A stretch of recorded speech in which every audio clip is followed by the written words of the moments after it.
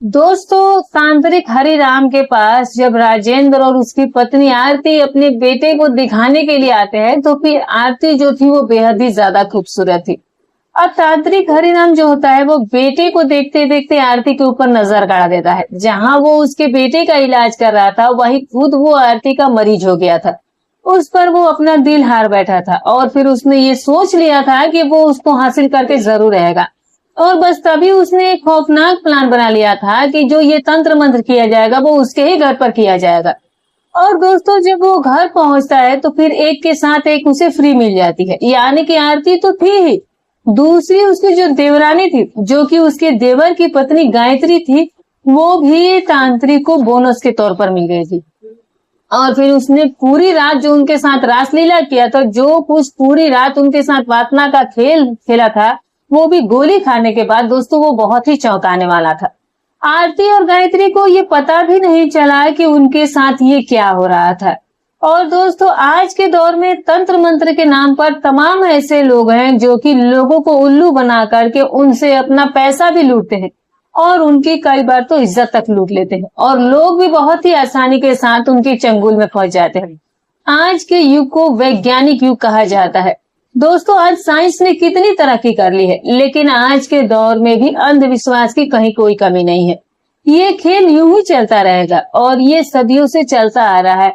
ये तंत्र मंत्र के नाम पर लोगों को बेवकूफ बनाना, उनकी पैसे को लूटना, और अब तो लोग इज्जत को भी लूटने लगे। कुल मिलाकर के ये चीजें जो है वो बहुत सालों से चली आ रही है और आगे पता नहीं कितने सालों तक चलता रहेगा।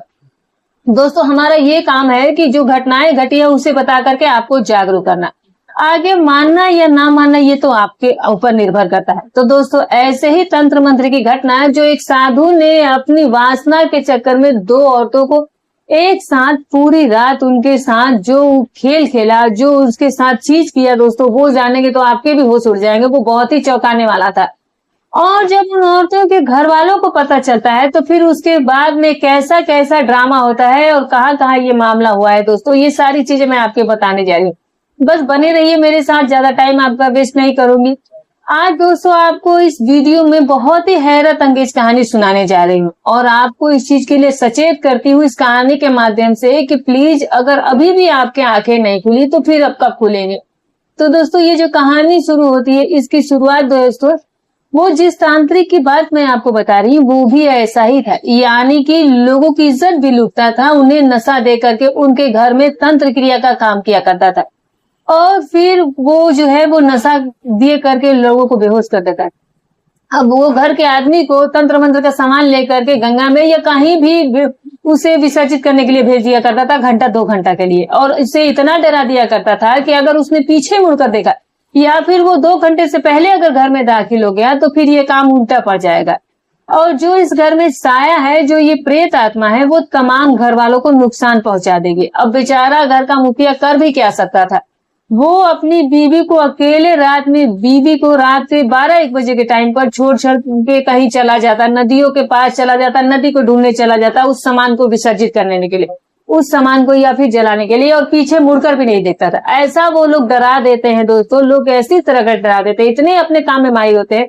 अब जाहिर सी बात है दोस्तों कि हम कहानी सुनाने में एक्सपर्ट है, तो फिर आपको हमारी कहानी अच्छी लगती है, आपको मेरा अंदाज, बोलने का जरिया, सब कुछ आपको पसंद आता है। अब दोस्तों, मैं इस मामले में एक्सपर्ट हूँ कि मैं आपको समझा रही हूँ। अब ये बात आप तक पहुंचाने में मैं एक्सपर्ट हूँ और हर इंसान वैसे ही अपने काम में माहिर होता है। अब ऐसे ही जो ये तंत्र मंत्र लोग किया करते हैं, ये भी लोगों को डराने में, बरगलाने में इतने ज्यादा माहिर हो जाते हैं कि आखिर एक बेचारा भोला भाला इंसान इनके चंगुल में फंसी जाता है। अब दोस्तों, होता क्या है कि एक गांव की ये कहानी। अब दोस्तों, ये कहानी जो है वो राजेंद्र सिंह के बेटे बाबू जो है वो काफी समय से बीमार चल रहा था। दिन ब दिन राजेंद्र की माली हालत खराब होती जा रही थी। अब जो बाबू था, उसका बिगड़ती हालत को देखते हुए गांव के एक व्यक्ति ने राजेंद्र को ये सलाह दी कि वो उसे एक गांव के तांत्रिक हरिराम के पास ले जाए। और उसी व्यक्ति ने यह भी बताया कि उस तांत्रिक हरिराम के पास ऐसी सिद्धि है कि वो बाबू को कुछ ही दिन में ठीक कर सकता है। अपने बेटे की हालत को देख करके राजेंद्र ने ये बात अपनी पत्नी को जाकर के आरती को बताई। यानी कि अगले ही दिन 17 तारीख को उसने अपनी पत्नी और अपने बेटे को साथ में लेकर के उस तांत्रिक हरिराम के पास जा पहुंचता है। अब उसकी किस्मत खराब थी या क्या थी दोस्तों, वो बेचारा जाने के बाद वही समझ पाता। अब गांव के लोगों ने कह दिया था कि वो बहुत पहुंचा या साधु है, वो सिद्धि प्राप्त इंसान है। अब बेचारा इंसान जब परेशान होता है तो मरता क्या ना करता, अब जो उसको जो बता देता वो करने लगता है कि शायद उसे यहाँ से आराम मिल जाए, मुसीबत कम हो जाए। अब हरि राम घर पर ही मिल गया। अब घर आए ग्राहकों को देखकर वो बहुत खुश हुआ था। उनको जलपान कराने के बाद हरि राम ने राजेंद्र से उसके आने का कारण पूछा। वैसे तो हरि राम बाबू का चेहरा देखते ही समझ गया था कि उसके बेटे की स्थिति जो थी वो खराब थी। अब बेचारा ये जो राजेंद्र था वो तो ये सोचकर इस बाबा के पास गया था कि उसकी समस्या का समाधान हो जाएगा, और जिस व्यक्ति ने उसके पास जाने के लिए बोला था उसने भी कुछ इसी तरीके से बताया था कि इसे यकीन था कि शायद उसकी समस्या का समाधान यहाँ पर आकर के खत्म हो जाए। अब वो तांत्रिक तो देखते ही समझ गया था, जब वो इस काम को करता ही था तो फिर आने वाले व्यक्ति को वो देखकर ही समझ जाता था कि कौन क्या लेकर के आया। अब दोस्तों यही हाल हुआ था। अब दोस्तों होता क्या है कि राजेंद्र अपनी सारी स्थिति उस तांत्रिक को बताता है कि ना तो ये ठीक से खाता पीता है और ना ही ये ठीक से कभी सो पाता है, अजीब अजीब ही हरकतें करता है। कृपया करके आप देख करके बताइए कि इसे क्या परेशानी है। अब जो आरती और जो राजेंद्र होते उनके जैसे ही बात खत्म होती है तो फिर हरि राम ने बाबू को अपने सामने बैठाया और उसका हाथ अपने हाथों में लिया और फिर उसके हाथ के नब्ज टटोलने लगा। इस दौरान उसकी आंखें जो थी वो बाबू के चेहरे पर गड़ गई और कुछ देर देखने के बाद वो अपने निर्णय पर पहुंच गया। हरि राम ने परेशानी भरी आवाज में ये कहा कि इसमें तुम्हारे बच्चे का कोई दोष नहीं है, बल्कि इसमें तो उसका दोष है जो कि इसके अंदर घुसी हुई एक खतरनाक प्रेत आत्मा है। इस खतरनाक प्रेत आत्मा को किसी भी हाल में निकालना होगा। दोनों पति पत्नी ये बात सुनकर के डर जाते हैं कि हमारे बच्चे के अंदर प्रेत आत्मा है। अब जो हरि राम था उसकी नजरें जो थी वो आरती पर गड़ गई थी। वो उसकी खूबसूरती को देख करके बिल्कुल ही मदहोश हो चुका था। अब उससे रहा नहीं जा रहा था, लेकिन वही चीजें जाहिर नहीं होने देता। वो बाबू पर कम लेकिन आरती पर ज्यादा नजर गड़ाया हुआ था। अब हरि राम कहीं ना कहीं आरती का ही मरीज बन गया था और अब उसने मन ही मन ठान लिया था कि वो किसी भी तरीके से वह आरती को हासिल करके ही रहेगा। अब तांत्रिक हरि राम की बात सुन करके आरती का चेहरा उतर गया था। ऐसे मामले में महिलाएं जो है वो कुछ जल्दी है और ज्यादा ही भावुक हो जाती है। अपने बेटे के बारे में सुन करके आरती हरि राम की सारी बातें मानने को तैयार हो गई। आरती जो थी वो देखने में सुंदर थी, अच्छी थी, और अब इसने इसके मन की सारी कमजोरी भी पढ़ ली थी। वो हरि राम जो था वो ये समझ गया था कि उसे शीशे में उतारना कोई ज्यादा मुश्किल नहीं है। भले ही उसे बाबू का इलाज करना था, लेकिन आरती को देख करके वो खुद ही दिल का मरीज बन बैठा था। हरि राम काफी दिनों से तंत्र मंत्र की अपनी दुकान को चला रहा था और अब उसे इस बात का इतना तो तजुर्बा था ही कि वो रोगी को देखकर ही षड्यंत्र रस डालता था। आरती को देखते देखते ही उसकी जो वासना थी वो जाग उठी थी दोस्तों, और फिर उसने उसको अपने शीशे में ढाल भी लिया था और राजेंद्र को भी उसने बहला फुसला लिया था। अब राजेंद्र और आरती से वो कहता है कि तुम्हारे बेटे के ऊपर से ये प्रेत आत्मा का असर उतारने के लिए इनका हवन पूजन जो है वो तुम्हारे ही घर में करना पड़ेगा। अब वो लोग बेचारे पहले से ही परेशान थे, पति पत्नी वो इस चीज के लिए मान जाते हैं। कहते हैं कि बाबा बोलिए किस दिन आना है, आप हमें बताइए। और उसके बाद हरि राम ने उनसे 5,000 रुपए अपनी फीस ली और फिर एक लंबी सी लिस्ट बना करके उनको थमा दी और अब उनसे ये कहा कि आरती का जो भी सामान है वो भी लेकर के आना। अब 23 जुलाई सोमवार का दिन तय गया। हरिराम ने उन्हें यह भी बता दिया कि इस अनुष्ठान के लिए उन्हें 5,000 रुपए देने होंगे और साथ में ये भी तंत्र मंत्र का जो अनुष्ठान है वो रात में होगा। अनुष्ठान के लिए जिस जिस सामान की जरूरत थी उसकी हरिराम ने एक लिस्ट बनाकर दे दी। घर लौटकर राजेंद्र और आरती ने हरिराम द्वारा दी गई लिस्ट के हिसाब से सामान खरीद कर रख लिया। अब 23 जुलाई को 2018 को पूर्व योजना अनुसार हरिराम देर रात आरती के घर पर पहुंच गया और वहां पहुंचकर हरिराम ने घर वालों को एक साथ बैठा करके समझा दिया कि जिस अनुष्ठान में किसी तरह का कोई बाधा ना आए। उन लोगों को ये भी बताया हरिराम ने कि तंत्र मंत्र का जो ये कार्यक्रम है वो देर रात तक चलेगा और इस दौरान किसी भी बाहरी व्यक्ति का घर के आसपास या फिर दरवाजे पर आना वर्जित है, यानी कि मना होगा।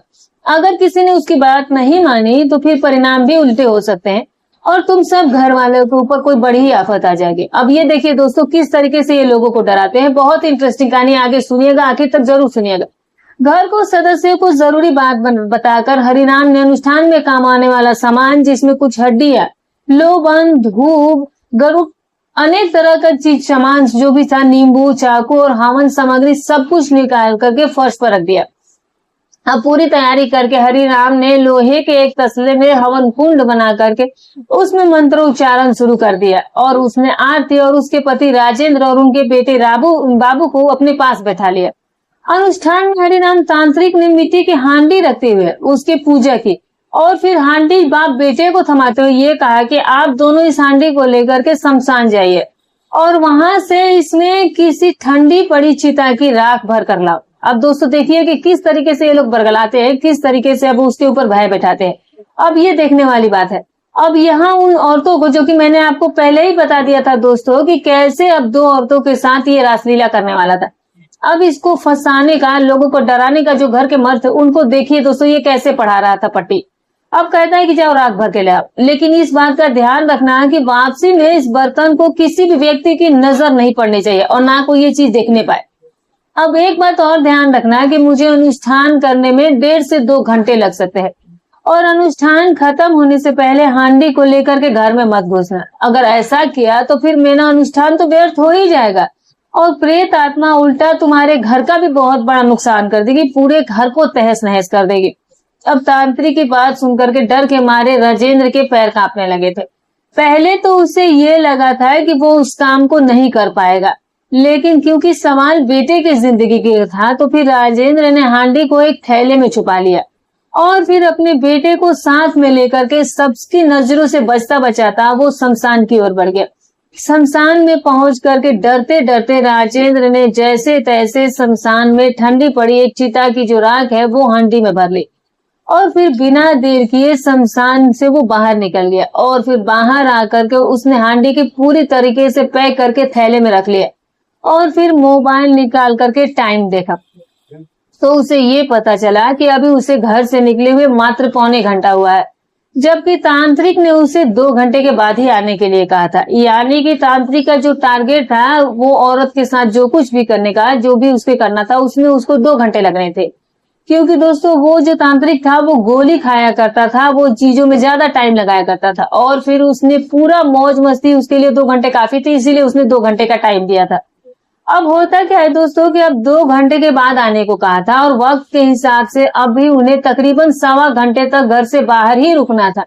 अब जो राजेंद्र होता है वो जैसे तैसे करके आधे घंटे बाहर गुजारा और फिर आरती के फोन पर उसने कॉल कर दिया, लेकिन कई बार फोन बजने के बाद भी मोबाइल आरती उठाती नहीं है तो राजेंद्र जो है वो परेशान हो जाता है और फिर से उसने आरती का नंबर मिलाया। बार बार कॉल करने से हरिराम ये बात समझ गया था कि कॉल जो है वो राजेंद्र की ही होगी और फिर उसने कॉल रिसीव करके फोन कान से लगाया। राजेंद्र समझ गया कि लाइन पर हरिराम है तो फिर उसने हरिराम से पूछा कि बाबा आपकी पूजा और कितने देर तक चलेगी। अभी दोस्तों वहां पर पूजा थोड़े ना हो रही थी, वहां पर तो वो कुछ और ही काम कर रहा था। इस वक्त में ये जो हरिराम था वो कुछ और ही काम में लगा हुआ था। अब उस वक्त वो राजेंद्र की पत्नी आरती के साथ गलत तरीके से रिश्ते बना रहा था और तभी हरिराम ने ये बताया कि सब कुछ ठीक ठाक से निपट गया है और एक पूजा भी पूरी हो चुकी है और अभी दूसरी पूजा होनी बाकी है। यानी कि दूसरी पूजा कौन सी थी दोस्तों? वो दूसरी पूजा जो थी वो आरती की देवरानी थी और जिसके बारे में वो ये बातें बोल रहा था कि अभी एक पूजा हो गई है और अभी दूसरी पूजा करनी बाकी है। अब सोचिए दोस्तों वो तांत्रिक किस तरह का इंसान था कि जो एक बेचारे भोले भाले इंसान की मजबूरियों का फायदा उठा रहा था और किस तरीके से वो उस बेचारे को बेवकूफ भी बना रहा था। अब जब वो ये बात कहता है तो राजेंद्र अब कुछ कर भी नहीं सकता था। अब दोस्तों पहले ही उसने 1 घंटे में एक को निपटा लिया था और अब दूसरी देवरानी की बारी थी। अब तभी वो उसी राजेंद्र से कहता है कि अभी मैं उसी की तैयारी में लगा हूं, तुम आधे घंटे के बाद आना। अब राजेंद्र को फोन लगाए 20 ही मिनट गुजरे थे कि हरिराम का फोन आ गया। राजेंद्र ने जल्दी से फोन रिसीव किया और पूछा कि हाँ बाबा क्या हम अब आ जाएं? अब जवाब में हरिराम ने उससे कहा कि जल्दी आओ, मैंने तुम्हारे घर की प्रेत आत्मा को अपने कब्जे में कर लिया है और तुम्हारे आते ही प्रेत आत्मा तुम्हारे घर से हमेशा हमेशा के लिए चली जाएगी। हरिराम की बात सुनकर के राजेंद्र हांडी को छुपाते हुए बेटे के साथ घर पहुंच गया और घर पहुंच करके राजेंद्र ने पूजा स्थल पर नजर दौड़ाई तो उसके होश उड़ गए थे। अनुष्ठान की जगह पर उसके ही पास उसकी बीबी और उसके भाई की बीबी जो थी वो बेहोशी की हालत में पड़ी हुई थी। उन दोनों को ही जमीन पर पड़े देख करके राजेंद्र के तो पैरों के नीचे से जमीन खिसक गई थी कि ये जो घर की उसकी औरतें हैं वो यहाँ पर बेहोश क्यों पड़ी है। और फिर उसने इस बारे में जब हरि राम से पूछा तो उसने बोला कि तुम्हें जरा सा भी परेशान होने की जरूरत नहीं है, बल्कि तुम्हें तो खुश होना चाहिए कि तुम्हारे बेटे की बीमारी जो है वो पूरी तरीके से खत्म हो गई है। इस पर जो प्रेत आत्मा सवार थी वो बहुत ही खतरनाक थी। जाते जाते भी तुम्हारी बीबी और संगीता यानी कि तुम्हारी भाई की बीबी को जगह जबरदस्त झटका देकर गई है, और जिसकी वजह से दोनों थोड़ी अर्धबेहोशी में चली गई है। लेकिन तुम्हें परेशान होने की कोई जरूरत नहीं है, दोनों जल्दी होशो आवाज में आ जाएंगी। अब ये समझा करके उसके बाद क्या होता है दोस्तों कि उसके बाद जो ये हरि राम होता है उसको और उसके बेटे को अनुष्ठान की जगह पर बैठने के लिए इशारा किया। दोनों बैठ गए तो फिर हरि राम ने उनके माथे पर रोली और चावल का तिलक लगाया, और साथ ही उसने दोनों से ही हवन कुंड की ओर झुकने का इशारा किया। हरि राम के सामने रखी हांडी और फिर इशारा करके उसने ये बताया कि तुम्हारे घर की जो ये बुरी आत्मा है वो अब मेरे कब्जे में है, और मैंने अब उसे इस हांडी में कैद कर लिया है। छोटी सी वो हांडी जो मिट्टी के ढक्कन लगे हुए थे उससे वो ढकी हुई थी, और हरि राम ने हांडी को लाल कपड़े से टाइट करके बांधा हुआ था, और उसने यही बताया कि प्रेत आत्मा को मुझे इसी वक्त शमशान में ले जाकर के गाड़ना होगा, और ये काम मेरा है। तुम जो है वो किसी भी तरह के इस चीज के लिए परेशान मत होना, और तुम अब बेफिक्र हो जाए। अब तुम्हारी घर की जो भी प्रेत आत्मा है, जो भी बुरी शक्ति है, वो मैंने अपने कब्जे में कर ली है। अब राजेंद्र को समझाने के बाद जो ये हरिराम होता है वो अपना सारा सामान जो है वो झोले में डालता है, और फिर रात में ही वो अपने घर चला जाता है। आरती और उसकी देवरानी संगीता पूरी रात बेहोशी की ही हालत में पड़ी रहती है। अगली सुबह करीब 5 बजे दोनों को होश आया, तो फिर उनके होश में आते ही राजेंद्र ने उनसे बेहोशी का कारण पूछा। तो फिर आरती ने ये बताया कि अनुष्ठान के दौरान बाबा ने उसे कुछ खाने के लिए जल और प्रसाद दिया था, यानी कि पीने के लिए पानी और खाने के लिए उसे प्रसाद दिया था, और बस वही था सब कुछ जिसमें नशा वगैरह मिला हुआ था, और जिसे खाते ही उसे चक्कर आने लगा था, और फिर वो बेहोश हो गई थी। और फिर उसके बाद उसके साथ क्या हुआ उसे कुछ नहीं मालूम। उसी समय जो संगीता होती है उसकी भी बेहोशी से नींद खुली, और जब दोनों सामान्य स्थिति में आई तो फिर घर वालों ने उनसे विस्तार पूर्वक पूछताछ की थी, क्योंकि जो अनुष्ठान में थी, जब वो लोग पूजा में थी तो सिर्फ उस वक्त संगीता थी, आरती थी या संगीता नहीं थी, और उसकी देवरानी वहां पर कैसे पहुंची ये आप जानिए दोस्तों। अब इस बात पर संगीता ने ये बताया कि जिस वक्त ये तंत्र क्रिया के देखने के लिए वो कमरे में गई थी तो फिर आरती वहां पर बेहोश पड़ी हुई थी, उसके सारे कपड़े भी अस्त व्यस्त हो चुके थे, और उसकी हालत देखते हुए उसने आरती के कपड़े तुरंत ठीक किए, और फिर बाबा से उसकी बेहोशी के बारे में पूछा। तो बाबा ने ये बताया कि अनुष्ठान के दौरान मैंने आरती से प्रसाद लेने को कहा था, तो फिर उसने आनाकानी की थी, और जिसकी वजह से उसकी ये हालत हुई है। अगर वो मेरी बात मान करके प्रसाद खा लेती तो उसकी ये हालत नहीं होती। ये प्रेत आत्मा का प्रसाद है, और अगर इस प्रसाद को कोई खाने से मना करेगा तो फिर ये प्रेत आत्मा उसको झटका देती है, और उसी की वजह से आरती जो है वो बेहोश हो गई है। संगीता हिम्मत करके अनुष्ठान स्थल पर चली तो आई थी, लेकिन बाबा की बात सुनकर और आरती की हालत देखकर के वो भी बुरी तरीके से घबरा गई थी। अब उसे ये नहीं समझ में आ रहे थे कि वो यहाँ से चली जाए या फिर यहीं पर रुके, और सोच विचार करके उसने वहां से निकलने की सोची। अब जैसे ही पूछे मुड़ी तो फिर उसे पीछे मुड़कर देख हरिराम जोर से चीखा था कि तुम भी वही गलती दोहराने जा रही हो जो तुम्हारी आरती मतलब कि तुम्हारी जेठानी ने दोहराई थी। अगर आगे पैर बढ़ाया तो तुम्हारा भी यही असर होगा जो कि आरती का हुआ है। और फिर उसके बाद वो कहता है कि लो ये प्रसाद है, पहले ये खा लो, क्योंकि बाबा ने तो एक पर ही नजर गड़ाई थी, और दूसरी जो उसे मिली थी आरती की देवरानी, वो तो उसे बोनस मिल गई थी, उसके बारे में तो उसे कुछ पता ही नहीं था। अब उसमें हाथ आई हुई चिड़िया को वो कैसे जाने देता, और इसीलिए उसने संगीता को भी प्रसाद दे करके बेहोश कर दिया, और फिर वो उनके साथ दोनों के ही साथ दोस्तों वो अपना खेल खेलना शुरू कर दिया। जाहिर सी बात है गलत काम किया उनके साथ। अब दोस्तों वो बाबा एक ऐसा अय्यास बाबा था जो कि सेक्स वर्धक गोली खा करके औरतों के साथ उनके साथ गलत रिश्ते बनाया करता था। अब दोस्तों पूरी तरह से होश में आने के बाद दोनों ने अपने अंग वस्त्र देखे, और अब उनको ये पता कैसे चला कि बेहोशी के में उनके साथ जो हुआ है वो क्या हुआ है, कि जब उन्होंने अपने अंदर के कपड़े देखे, अंदर के जो उनके प्राइवेट का पार्ट में कुछ अलग सही उन्हें महसूस हुआ। अब जाहिर सी बात है दोस्तों वो चीजें वो लोग समझ गए थे, उन्हें महसूस हो गया था। और जब एक औरत के साथ ऐसा कुछ बेहोशी में हो या फिर नींद में हो या फिर सही हालत में हो तो उसे तो पता चल ही जाता है। दोनों देवरानी और जेठानी के साथ तांत्रिक हरिराम ने वो क्रिया करके अपनी मनमानी करके जा चुका था, और फिर दोनों अपने आप को काफी ज्यादा लुटी हुई और ठगी हुई महसूस कर रहे थे। उधर राजेंद्र भी अपने आप को बहुत ठगा हुआ महसूस कर रहा था, और उसने यही सोचा कि तंत्र मंत्र के नाम पर उस बाबा ने उन्हें ठग लिया है और उनकी इज्जत को भी तार तार कर दिया है। कुल मिलाकर के उनके घर की इज्जत को उसने बर्बाद किया था। बाबा को उन्होंने भरोसा करके अपने घर में ये पूजा पाठ या जो भी करने के लिए अलाउ किया था, लेकिन वो बाबा ये सब कुछ थोड़े करने आया था। वो बाबा दरअसल करने तो कुछ और ही आया था, और जिसमें वो कहीं ना कहीं अच्छे तरीके से कामयाब भी हो गया था और वो अपने घर भी लौट गया था। अब राजेंद्र के तो होश उड़ करके रह गया था कि वो अब क्या करे। परिवार वाले काफी परेशान हो जाते हैं, और फिर वहीं पर उसके बाद में दोस्तों तीनों मिलकर के, यानी आरती और संगीता और राजेंद्र, फिर आपस में पूरे घर परिवार वाले ये मशवरा करते हैं कि इस बाबा को तो सबक सिखाना ही पड़ेगा। और अब उन्होंने बाबा को दोबारा से फांसने का मन बना लिया, और इसीलिए प्लान के मुताबिक बाबा के सामने ये जाहिर नहीं होने दिया गया कि उनको इन सब चीज के बारे में पता चल गया है, और बस वो नॉर्मल तरीके से बाबा को फोन करके धन्यवाद करते हैं कि बाबा अब तो हमारा जो बच्चा है वो बिल्कुल ही अच्छा हो चुका है और वो अब ठीक ठाक दिल से भी काम कर रहा है। अब ये बात सुनकर बाबा खुश हो जाता है और वो ये समझ आता है कि महिलाओं को कुछ पता नहीं चला कि मैंने इनके साथ क्या किया, और मीठी मीठी बातें वो इसी तरह से उससे करते रहे। और फिर उसके बाद आरती और राजेंद्र ने ये कहा कि बाबा एक बार आप हमारे घर पर एक बार पूजा जरूर कीजिएगा, क्योंकि जो बचा खुचा हुआ है, जो और कुछ है, जो दूसरी पूजा हो जाएगी तो फिर सारा ही टेंशन खत्म हो जाएगा।